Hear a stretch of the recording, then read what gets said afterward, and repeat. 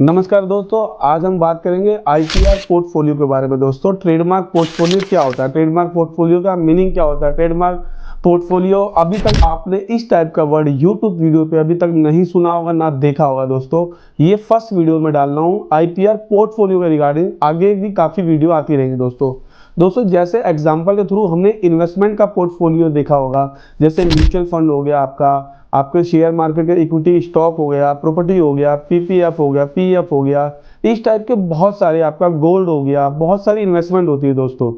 क्योंकि इन्वेस्टमेंट क्या करती है, आपके जो पोर्टफोलियो, आपकी जो इन्वेस्टमेंट होती है उसको बैलेंस बना के रखती है। पोर्टफोलियो का मतलब ही यही होता है कि वो बैलेंस बना के रखा जाए उसको। दोस्तों, अगर आपका मैं एग्जांपल में मान के चलता हूँ, आपका क्लास 25 यानी रेडीमेड गारमेंट्स का काम है, आपका कपड़े का काम है, आपने कोई नया डिज़ाइन निकाला, आपने दोस्तों नया डिज़ाइनिंग कपड़े का, बहुत तरह के पैटर्न होते हैं, नए नए पैटर्न आते रहते हैं कपड़े के, बहुत सारे पैटर्न होते हैं क्लोथिंग के। दोस्तों, अगर मैं मान के चलूँ, जो क्लोथिंग का जो पैटर्न है, जो कपड़े का नया आपने डिज़ाइन निकाला है दोस्तों, आप चाहते हैं उसको कोई कॉपी ना करे और हमारे ब्रांड नेम को कोई कॉपी ना करे, हमारे लोगो को कोई कॉपी ना करे, ना उस डिज़ाइन को कोई कॉपी करे, जो हमने माइंड के अंदर एक फॉर्मूला क्रिएट किया है ना उसको कोई कॉपी करे। तो बेसिकली दोस्तों, इसके लिए पोर्टफोलियो का फॉर्मेशन करना बहुत जरूरी होता है, पोर्टफोलियो बनाना होता है दोस्तों।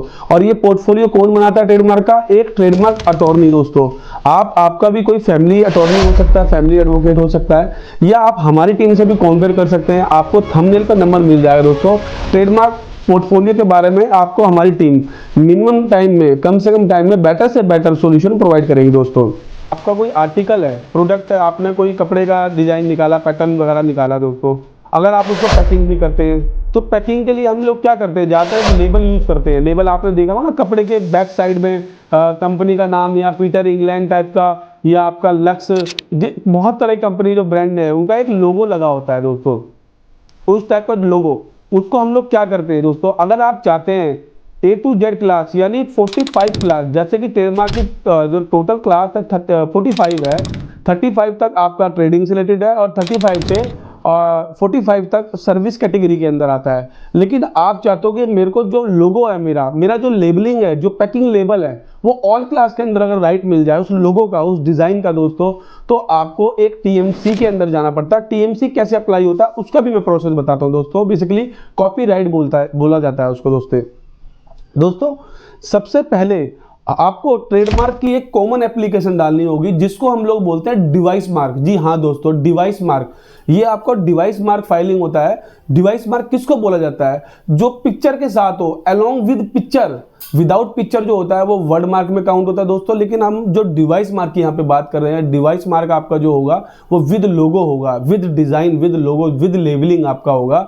इसको डिवाइस मार्क बोला जाता है दोस्तों। आज की डेट में मैक्सिमम देखा जाता है ये कि वो लोग एक एप्लीकेशन डाल देते हैं, या वर्ड मार्क की डाल देंगे या डिवाइस मार्क की डाल देंगे दोस्तों। नहीं, अगर आपका वर्ड मार्क है तो चलेगा, फिर आप डिवाइस मार्क की मत डालो एप्लीकेशन। लेकिन अगर आपका डिवाइस मार्क है तो आपको बहुत ज़्यादा मैंडेटरी हो जाता है, क्योंकि सेक्शन 11 जो हमारा कहता है, जो सेक्शन सिमिलरिटी ग्राउंड के ऊपर ऑब्जेक्शन इशू करते हैं, जो एग्जामिनेशन रिपोर्ट आती है दोस्तों, तो उसके अंदर अगर आपने डिवाइस मार्क फाइल किया होगा, तो अगर कोई उसमें वर्ड मार्क फाइल करता है दोस्तों, तो डिपार्टमेंट में जब हियरिंग होती है या जब कोर्ट मैटर होते हैं, जब कोर्ट तक आपका जो केस है चला जाता है, तो सेक्शन 11 के अकॉर्डिंग उसको गारंट कर दिया जाता है, उसको इशू कर दिया जाता है, अप्रूवल दे दी जाती है दोस्तों। फिर आपका मार्केट में इन्फ्रिंजमेंट का चक्कर पड़ता है, जिससे कि आपकी सेल को बहुत प्रॉब्लम होगी और आपका बिजनेस एक ग्रोथ की जगह वो लो कैटेगरी में आ जाएगा और बिजनेस बंद होने की कगार पे आ जाएगा दोस्तों। इसलिए आपको अगर डिवाइस मार्क फाइल करते हैं तो डिवाइस के साथ वर्ड मार्क जरूर फाइल करें दोस्तों। अगर आपका, जैसे मैंने बताया, पैकिंग का है, तो आपको इसके बाद एक टीएमसी फॉर्म जमा करना पड़ेगा, जिसकी आज की डेट में गवर्नमेंट फीस 9000 है दोस्तों। जी हाँ, 9000 रुपये फीस है। लेकिन अगर ये प्रोप्राइटरशिप की है, अगर आप प्राइवेट लिमिटेड कंपनी या पार्टनरशिप में जाते हैं तो डिफरेंट फीस हो जाती है दोस्तों। तो उसके बाद जब आप टीएमसी डालेंगे, वर्ड मार्क की एप्लीकेशन डालेंगे, डिवाइस मार्क डालेंगे, अब आ जाता है पैटर्न की बारी। आपका पैटर्न की कोई कॉपी ना करे दोस्तों, उसके लिए आपकी एक डिज़ाइन की एप्लीकेशन जाएगी दोस्तों। डिज़ाइन एक्ट के हिसाब से पूरी एप्लीकेशन ड्राफ्ट होगी, एक लॉ के हिसाब से लॉ के लीगल प्रोसेस के हिसाब से ये भी कोई एडवोकेट ही फाइलिंग करेगा, यानी कोई अटॉर्नी फाइल करेगा।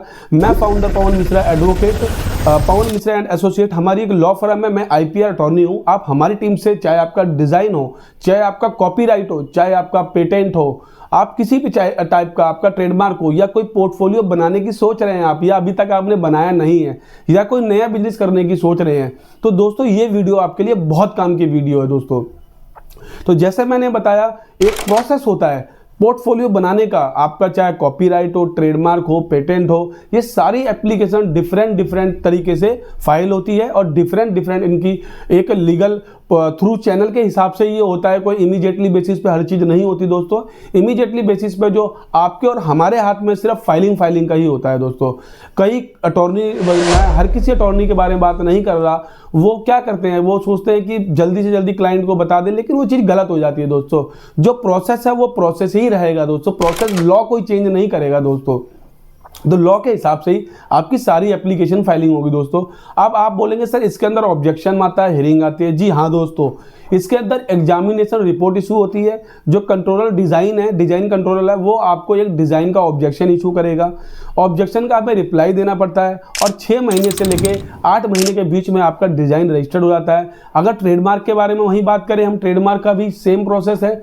अगर 6 से 7 महीने में कोई ऑब्जेक्शन नहीं आती है तो इमीडिएटली बेसिस पे 8 महीने के आसपास वो रजिस्टर्ड हो जाता है। लेकिन अगर कोई ऑब्जेक्शन आ जाती है तो डिपेंड टू ऑब्जेक्शन, उसके हिसाब से ही आपका ट्रेडमार्क रजिस्टर्ड होगा दोस्तों। उसके हिसाब से, चाहे आपका कॉपीराइट हो, आपका डिज़ाइन हो, आपका पेटेंट हो। अब हम आ जाते हैं कॉपीराइट के बारे में। आपने ट्रेडमार्क फाइल कर दिया है, डिवाइस मार्क फाइल कर दिया, वर्ड मार्क फाइल कर दिया है। अब आपको टीएमसी फाइल फॉर्म एक होता है, यानी आपको एक ऑल क्लास के अंदर राइट मिल जाएगा, बट लेबलिंग का मिलेगा दोस्तों। ये नहीं है कि आपने एक वर्ड का सब हर क्लास के अंदर आपको अलग अलग एप्लीकेशन डालनी पड़ेगी। जी हाँ दोस्तों, अलग अलग।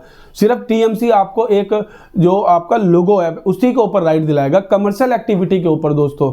एक इसके अंदर डोमेस्टिक भी बोल सकते हो, एक कमर्शियल। डोमेस्टिक का जैसे क्या होता है, आपने देखा होगा बहुत लोग सीनरी आर्ट करते हैं, आर्ट्स करते हैं ना, उसमें डिज़ाइन बनाते हैं, पेंटिंग करते हैं। वो बेसिकली उनको राइट मिलता है इंडिविजुअल बेसिस पे कि कोई और पेंटिंग ना बनाए, बट हमें कमर्शियल पर्पस के लिए यूज करना है।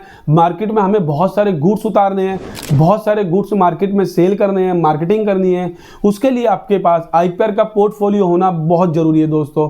और ये पोर्टफोलियो अगर आप प्राइवेट लिमिटेड कंपनी है या एलएलपी है तो आपके लिए तो ज़्यादा मस्ट हो जाता है। अगर प्रोप्राइटर है या पार्टनरशिप फर्म है, आपके लिए भी मैंडेटरी है। लेकिन इसमें क्या है, जैसे फाइनेंशियल सिचुएशन ठीक होनी चाहिए। फाइनेंशियल जो पैसे का रोल है आज की डेट में, जो नए स्टार्टअप है, नए बिजनेसमैन है, उनका पैसे का बहुत बड़ा रोल हो जाता है दोस्तों।